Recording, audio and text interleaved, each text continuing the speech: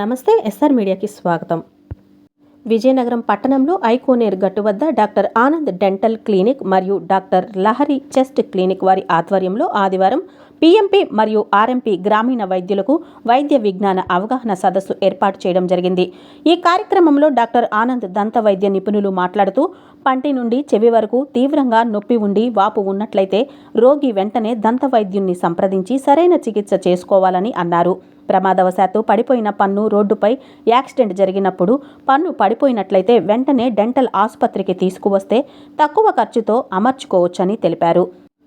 పలు దంత వ్యాధుల నివారణ చర్యల గురించి తెలియజేశారు. అనంతరం డాక్టర్ కె లహరి ఊపిరితిత్తుల నిపుణులు మాట్లాడుతూ, దగ్గు, ఆయాసం, గొంతు నొప్పి, పిల్లి కూతలు ఎందుకు వస్తాయి, ఎటువంటి జాగ్రత్తలు తీసుకోవాలి, వాటి గురించి వివరించారు. అనంతరం డాక్టర్ స్రవంతి డెంటల్ సర్జన్ మాట్లాడుతూ, దంత వ్యాధులు, వాటి నివారణ, తీసుకోవాల్సిన జాగ్రత్తలు, బ్రష్ చేసే విధానం గురించి వివరించారు.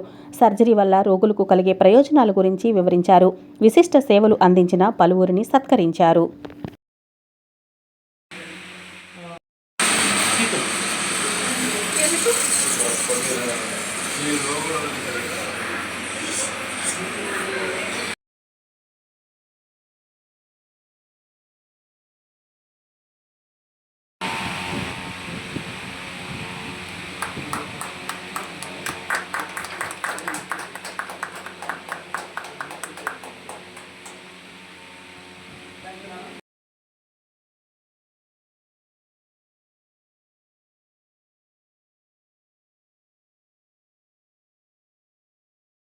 నమస్కారం, నేను doctor Anand dental clinic chief managing director మాట్లాడుతున్నాను.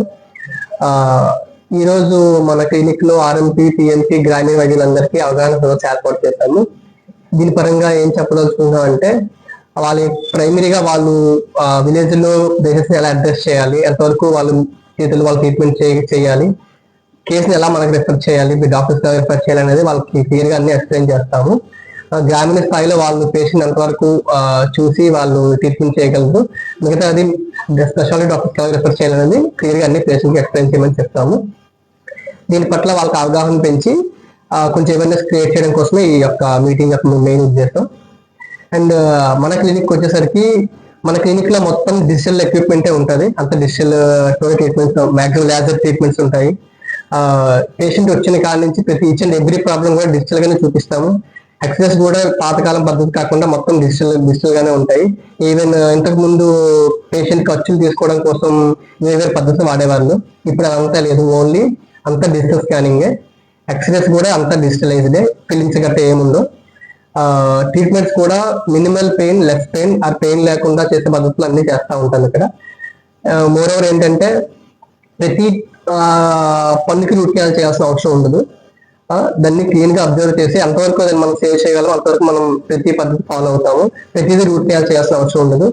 ఏవైతే రూట్ కెనాల్ చేసిన టీత్ ఉంటే వాటి వరకే మేము అడ్జస్ట్ చేస్తాము, రూట్ కెనాల్ చేపిస్తాము. ప్రతిదీ రూట్ కెనాల్ చేయాల్సిన అవసరం అసలు ఉండదు. మీరుకి డెఫినెట్ గా డెంటల్ విజిట్ చేసుకోండి. ఓరల్ హెల్త్ చాలా ఇంపార్టెంట్. ఓరల్ హెల్త్ వల్ల మన బాడీ హెల్త్ చాలా మెరుగుపడుతుంది. చాలా మందికి డెంటల్ ప్రాబ్లమ్స్ ఉంటాయి, కానీ వాళ్ళు ఎవరు పెయిన్ వచ్చేటప్పుడు చూపించుకోరు. ఫస్ట్ మనం జస్ట్ ఎవ్రీ 6 months కానీ 1 year కానీ డాక్టర్కి వెళ్ళి విజిట్ చేస్తే, చిన్న ప్రాబ్లమ్స్ ఉన్నప్పుడు ఎక్స్పెక్ట్ చేసుకుంటే అవి పెద్దగా అవ్వవు.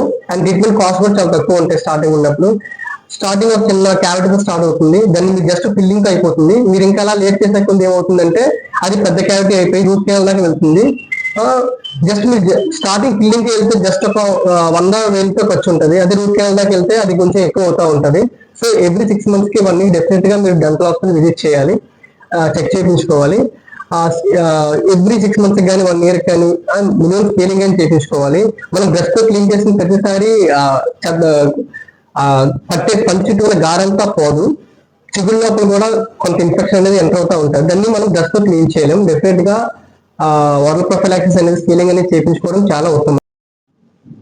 అందరికీ నమస్కారం, నేను డాక్టర్ లహరి. నేను రెస్పిరేటరీ మెడిసిన్ అంటే ఊపిరితిత్తులకు సంబంధించి వ్యాధులు అనేది చూస్తాను. మెయిన్ గా దగ్గు, ఆయాసం, పిల్లికుత్తల శబ్దాలు రావడం, జ్వరం, ఇలాంటివన్నీ మనం మామూలు ఊపిరితిత్తుల ఇన్ఫెక్షన్ అని అనుకోము. గొంతు నొప్పి ఏవో అనేసుకొని మామూలు యాంటీబయాటిక్స్ ట్రీట్ చేసేస్తుంటారు. అన్ని జబ్బులు యాంటీబయాటిక్స్ తో ట్రీట్ అవ్వవు. అది కూడా ఊపిరితిత్తులకు వెళ్ళే యాంటీబయాటిక్స్ వేరే ఉంటాయి, మామూలుగా ఒంటికి వేరే యాంటీబయాటిక్స్ ఉంటాయి. మనం ఏదో జాగ్రత్తగా చూసుకొని ఎందువల్ల వస్తుంది కారణం అని చెక్ చేసుకోవాలి. అలాగే క్రానిక్ కాఫ్ అంటే 2 వారాల కన్నా ఎక్కువ కాఫ్ ఉంటే దాన్ని నెగ్లెక్ట్ చేయకూడదు. టీబీ అయ్యే ఛాన్సెస్ కూడా ఉంటాయి. టీబీకి నార్మల్ గా మనం కౌంటర్ డ్రగ్స్ ఏవి వాడడం కావదు. టీబీ మెడికేషన్స్ అనేవి సెపరేట్ గా ఉంటాయి. అవి 6 నెలలు వాడుకోవాల్సి ఉంటది.